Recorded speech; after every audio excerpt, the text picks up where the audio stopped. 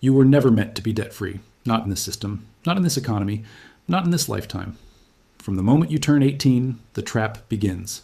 A credit card offer in the mail, a student loan application, a car payment plan, a promise that borrowing is normal. They tell you it is responsible. They tell you it is smart. They tell you everyone does it. But what they never tell you is this: debt is not a mistake. Debt is the business model. Modern society does not run on productivity. It runs on obligation, on monthly payments, on interest, on fear of falling behind. You're not working to get ahead. You're working to stay afloat. Every paycheck you earn is already spoken for. Rent, loans, credit cards, insurance, subscriptions, taxes. Before you even touch your money, it is gone. And the scariest part is this: most people think this is normal. They think this is adulthood. They think this is just how life works. But it was designed this way, on purpose. 100 years ago, most people did not live like this. They saved first, they bought later, they owned what they had. Today, you borrow first, you pay later, and you never really finish paying, because interest never sleeps. It grows while you work, it grows while you rest, it grows while you struggle, and every year it takes more from you, quietly, legally, relentlessly. Banks do not need to control your body, they only need to control your future.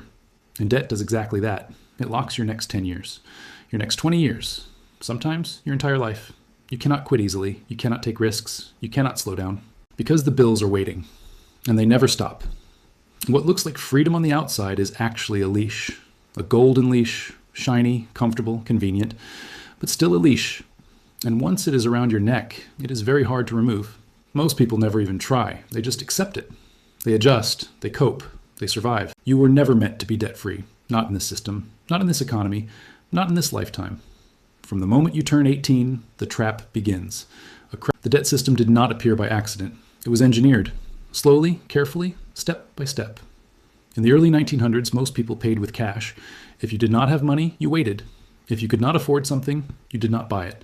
Banks made money from businesses, from factories, from governments, not from ordinary people. Back then, the average worker was not profitable enough, too independent, too cautious, too hard to trap. So the system changed.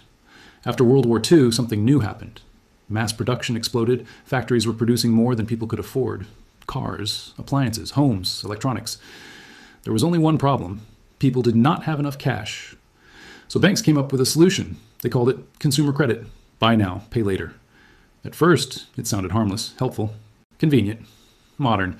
But it changed everything. Suddenly, you did not need money to buy. You only needed permission. Permission from a bank, from a lender, from a credit bureau. Your life began to depend on a number, a score, a digital judgment of your obedience.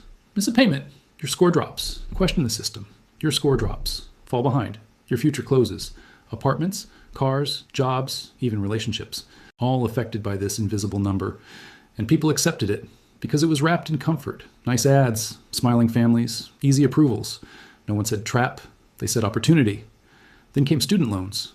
They told teenagers to borrow tens of thousands before they even understood interest, before they had a career, before they had stability. They promised it was an investment, but it was a chain that starts at 18 and often ends at 50. Then came credit cards, swipe now, worry later, tiny payments, huge interest, a perfect machine. It turned stress into profit. Every late fee, every rollover, every minimum payment, money for them, anxiety for you. By the 1980s, the transformation was complete. Banks no longer needed factories. They had you, your income, your time, your future. You became the product, not officially, not on paper, but in reality. Your labor feeds their balance sheets. Your stress funds their bonuses. Your fear pays their dividends. And the craziest part is this: most people defend this system. They say it builds responsibility. They say it builds character. No, it builds dependence. And once dependence is created, control is easy. In the next part, you will see how this debt machine keeps resetting itself, why even smart people never escape, and why getting ahead feels harder every single year. Here is the secret they never explain. The system is not designed for you to finish paying. It is designed for you to stay paying forever. Every time you get close to freedom, something resets the game. A recession, a medical bill, a job loss, a housing spike, a new opportunity. And suddenly, you are back in the cycle, back to borrowing, back to surviving, back to chasing. And look at history. Every major financial crisis follows the same pattern. Easy credit first, then mass debt, then collapse, then bailout. But notice who gets rescued. Not you. Banks get rescued. Corporations get rescued. Institutions get rescued. You get told to work harder. In 2008, millions lost their homes, their savings, Their futures. Banks caused it. Banks were rewarded. People were ruined, and nothing changed. Because the system learned something. People forget. People adapt. People accept. So they did it again. Lower interest rates, cheaper loans, bigger mortgages, more cards, more debt, more dependence. This is not a mistake. It is maintenance, like oiling a machine, like resetting a trap. Then came subscriptions, monthly payments for everything: music, movies, software, storage, fitness, education. You no longer own things. You rent your entire life. 1,000 tiny bills, dripping money out of your account, quietly, relentlessly. And you barely notice, because it feels normal. Then came buy now, pay later. 4 easy payments. No interest, no stress. Just swipe. Except it trains your brain to avoid saving, to avoid waiting, to avoid discipline. It trains you to borrow first, think later. And slowly, your relationship with money changes. You stop asking, can I afford this? You start asking, can I finance this? That is the moment control is complete. Because now every desire passes through a lender. Your dreams need approval. Your plans need permission. Your future needs validation from people who profit when you struggle.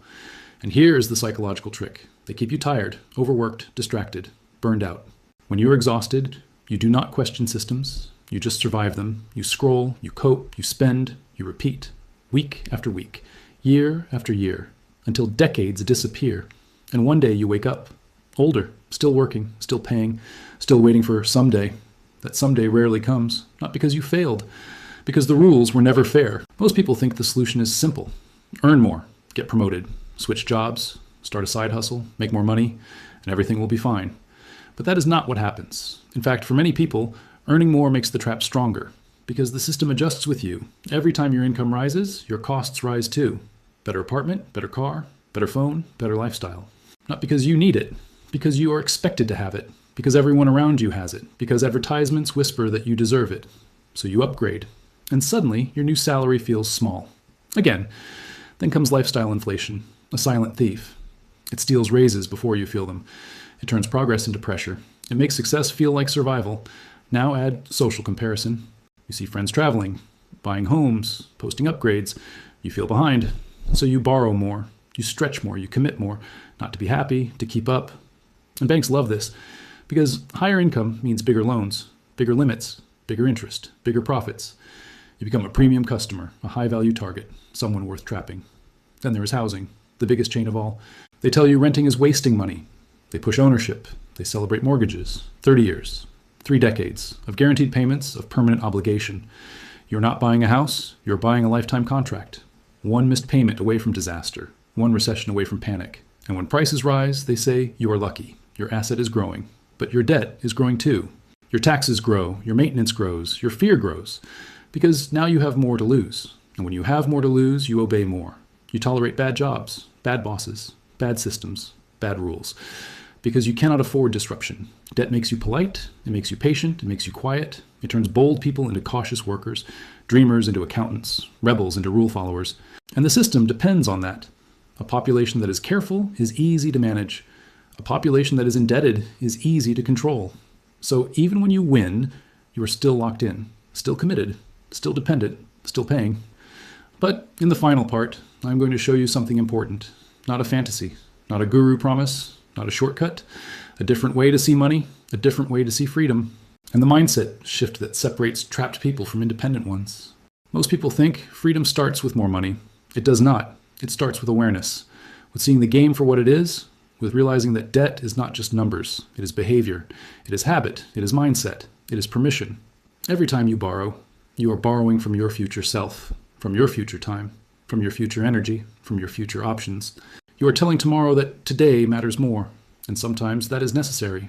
Emergencies happen. Life happens. But most debt is not emergency debt.